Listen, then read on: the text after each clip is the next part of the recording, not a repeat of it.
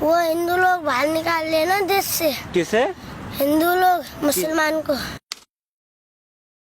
19 जनवरी 1990 आधी रात को अचानक से पूरे कश्मीर की लाइट चली जाती है, केवल मस्जिदों को छोड़कर। तभी उन मस्जिदों से ऐलान होता है कि ये कश्मीर हम मुसलमानों का है और मुसलमानों की इस धरती से इन कश्मीरी पंडितों का नामो निशान गायब कर दो।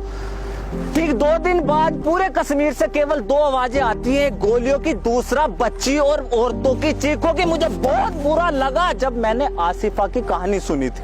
मुझे नींद नहीं आई। मैं पूरी रात ये सोचता रहा कि अपने इस गुस्से को अपने शब्दों में कैसे उतारूं। सुबह लोग सोकर नहीं उठे थे और 5 बजे सड़क पर मैं उस बच्चे के इंसाफ की वीडियो बना रहा था, लेकिन मुझे समझ नहीं आया कि पूरे कश्मीर में उन लाखों हिंदू कश्मीरी पंडितों की जो चीखें थी वो इस सेकुलर भारत को क्यों नहीं सुनाई थी। जिस तरह बाबरी मस्जिद को गिराया गया करोड़ों हिंदू की तरह, मुझे भी वो तरीका सही नहीं लगा। लेकिन जब कश्मीर में हजारों मंदिरों को तोड़कर उनकी दीवारों पे ये लिख दिया गया कि यहाँ एक बार पेशाब जरूर करें, हजारों मंदिरों पर सेकुलर भारत में सेकुलर सरकार के सामने किसी को कोई फर्क नहीं पड़ा।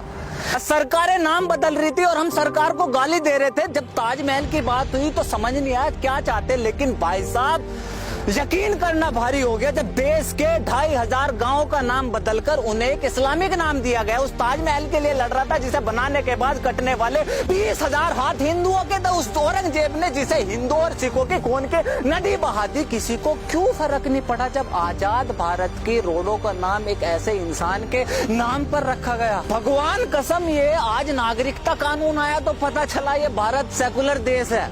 मैं भूल गया था कि बंटवारे के टाइम 1947 में तो संविधान था ही नहीं।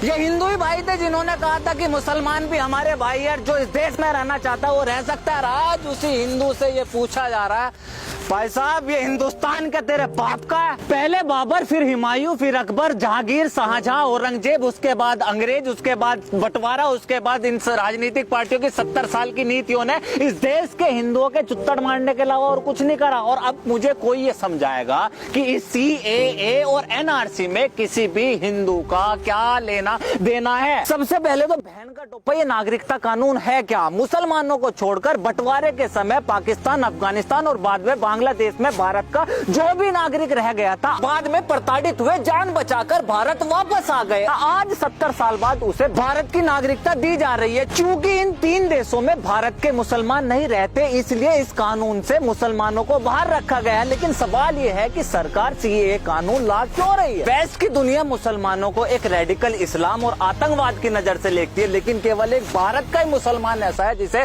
सख्त तो क्या कोई उंगली नहीं उठा सकता। भारत का मुसलमान पूरी दुनिया के मुसलमानों के लिए एक मिसाल है। लेकिन 26/11 का हमला हुआ और सारी कहानी बदल गई। 26/11 के हमले में लेकिन भारत का नहीं, पुलवामा के हमले में था लेकिन भारत का नहीं, उरी और पठानकोट के हमले में मुसलमान था लेकिन भारत का नहीं। ऐसे बहुत से दंगे थे जिसमें हिंदू का नाम था लेकिन वो हिंदुस्तानी नहीं था। फिर कौन है ये लोग जो भारत में रहकर यहाँ के मुसलमानों को बदनाम कर रहे हैं? कौन है ये लोग जो हिंदू नाम रखकर हिंदुस्तानी न होकर फिर भी यहाँ दंगे मचा रहे हैं? ऐसे ही लोगों के लिए ये सरकार NRC ला रही है। जो भी भारत का नागरिक है, खास करके मुसलमान भाई, जिसे इन जिन्ना और नेहरू की औलादों ने डराया हुआ है, आपको किसी को भी NRC से डरने की जरूरत नहीं है। इन कांग्रेसी और ओवैसी जैसे लोगों ने एक बात कह दी कि सरकार आपसे डॉक्यूमेंट मांगेगी जो आपके पास नहीं है और ये आपको देश से बाहर निकाल देंगे। इतना सुनते ही आप लोग सड़कों पर उतर आए। इस देश के एक भी मुसलमान, लिबरल, सेकुलर ने इस विपक्ष से ये नहीं पूछा कि ऐसा वो कौन सा डॉक्यूमेंट है जो हिंदुओं के पास है, आप मुसलमानों के नहीं है, क्योंकि NRC तो हिंदुओं पर भी लागू होगा। 70 साल तक इस सरकार ने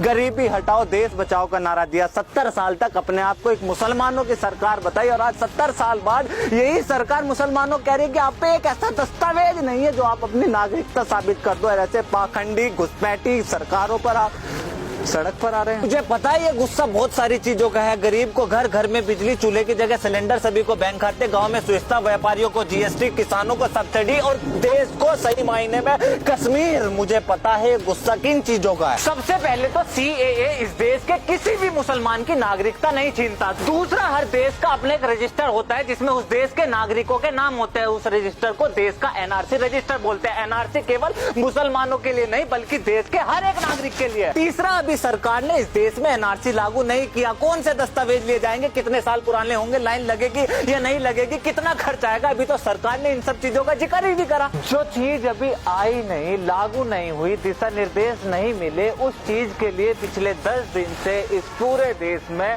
हंगामा हो रहा है। और वजह, हिंदू राष्ट्र बना रहे हैं, मुसलमान को बाहर निकाल रहे हैं। निकलेगा, भारत में आया हुआ हर एक घुसपैठी निकलेगा। अगर कोई भारतीय लाइन में लगा तो वो इसलिए नहीं कि वो नागरिकता साबित करेगा, बल्कि हमारे बीच चलते फिरते ये भारी आतंकवाद को बाहर निकालने के लिए लाइन में लगेगा। और लाइन में लगने का डर उसे होता है जो तारों के नीचे से आते हैं। मैं वो हिंदू हूँ जिसकी माँ संघ की आवाज पर उठती और अजान पर घर में रोशनी करती है, मैं वही हिंदू हूँ जिसे आप पूछ रहे थे कि हिंदुस्तान क्या तेरे बाप का है।